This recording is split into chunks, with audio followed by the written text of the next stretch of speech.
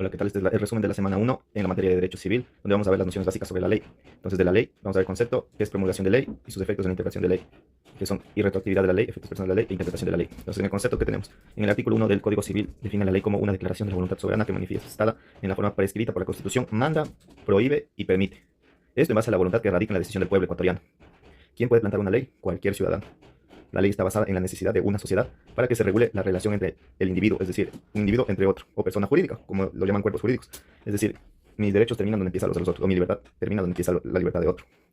Entonces, la ley va reformándose, es decir, no es que la ley es, desde los tiempos antiguos tenemos las mismas leyes, entonces, como nosotros también nuestras interacciones cambian, la ley también se va reformando.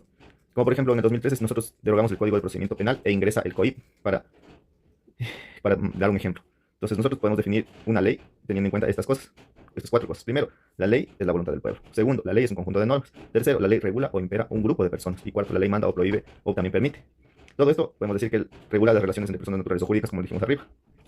Ahora vamos a hablar de promulgación de la ley. Entonces, la promulgación de la ley no es más que un documento del cual se aplica una reforma nueva o ley y se pone en vigencia a partir de cierto periodo. ¿Quién se encarga de promulgar la ley? El presidente de la República, para su registro oficial, que va a entrar en vigencia y va a ser promulgado, esparcido, socializado por medios de comunicación. Entonces, este registro oficial será ese documento, dará ese documento que se publicará cómo están las reformas o cuál es la nueva ley. Cabe recalcar que en la mayoría de casos esta ley se cumple a partir de su promulgación, o hay casos que dentro de esta ley hay una premisa que diga a partir de 90 días después de promulgado, a partir de un mes de haber promulgado. Eso depende de que estés en el escrito para esta promulgación. Aquí tenemos que tener en cuenta que la ley no obliga solamente cuando ha sido promulgado, lo que acabamos de decir. Dicha promulgación se la realiza a través del registro oficial y a partir de esa fecha regirá, a menos que dentro de ese registro oficial nos dé los datos de cuándo específicamente quieren que empiece a regir esa ley. Ahora, ¿cuáles son los efectos de la ley? Tenemos que tener en cuenta que la ley se aplica en el momento que ocurre el hecho. Entonces, podemos decir que la ley es irretroactiva. ¿Qué es irretroactiva? Es que la ley solo se aplica para lo venidero o futuro, no para los hechos que pasaron antes de esta ley. Eso se llama irretroactividad de la ley. Es decir, si en la ley nosotros no tenemos escrito antes que matar estaba mal y tiene una pena, si alguien mató antes de que esté esa ley, no pasaba nada prácticamente. Entonces, pero a partir de que ya esté escrito en la ley, que eso tiene una pena, que eso no está bien, que eso tal, que tiene un procedimiento, a partir de eso en adelante empieza a regir. A partir de que la ley ya esté escrita. Por eso es irretroactividad, no se va al pasado, sino desde este momento que está la ley para adelante. Los efectos de la ley, según el artículo 7 al 17 del Código Constitucional, me parece que esto hay que revisar bien qué era CC. Entonces aquí hay valores de los actos, conflictos legales, a quienes obligan y qué significa leyes nacionales. Cuando nosotros hablamos del valor de los actos, estamos hablando qué está prohibido para la ley o qué le da nulidad a lo que está en la ley. En resumen, el valor de los actos es que mi libertad termina cuando inicia de la de otro. Por eso, nosotros no podemos hacer cualquier cosa. Entonces, cada persona o cuerpo jurídico tiene su valor y hay que respetar la libertad de cada individuo. Otro efecto de la ley es que pueden haber conflictos de leyes, para lo cual tenemos que tener en cuenta cuáles son las leyes generales y cuáles son las específicas o especiales. Entonces, cuando hay conflictos de ley, se recurre a la ley especial. Por ejemplo, supongamos que nosotros tenemos la ley general, que es nuestra constitución. Entonces, si una persona eh, no le mete, por ejemplo, a su hijo a estudiar, es menor de edad y no le da el estudio.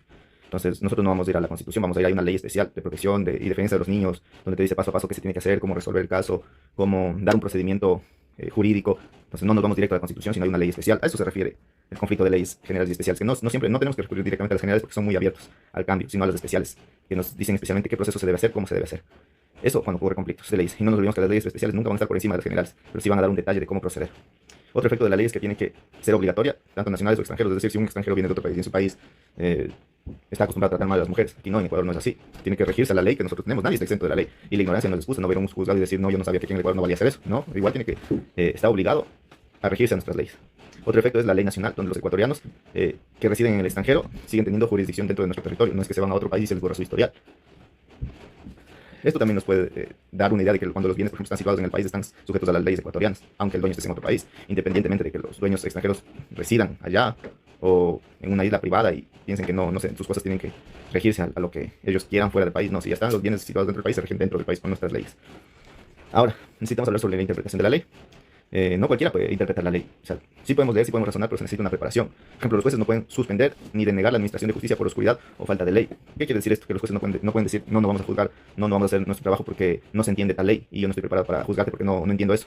No, ellos tienen un proceso. Nadie puede negarte un proceso legal, mucho menos un servidor público. Entonces, esto para lo cual nuestro Código Civil señala cuáles son los instrumentos que el juez debe usar en su labor interpretativa y su relativo error. Es decir, cuando haya falta o oscuridad de la ley, se consultará a la Corte Nacional de Justicia siguiendo la vía jerárquica, en donde los jueces inferiores consultan a los superiores y el Supremo de la Corte se dirige a la Asamblea Nacional pidiendo una interpretación auténtica o una nueva ley en caso de ser necesario.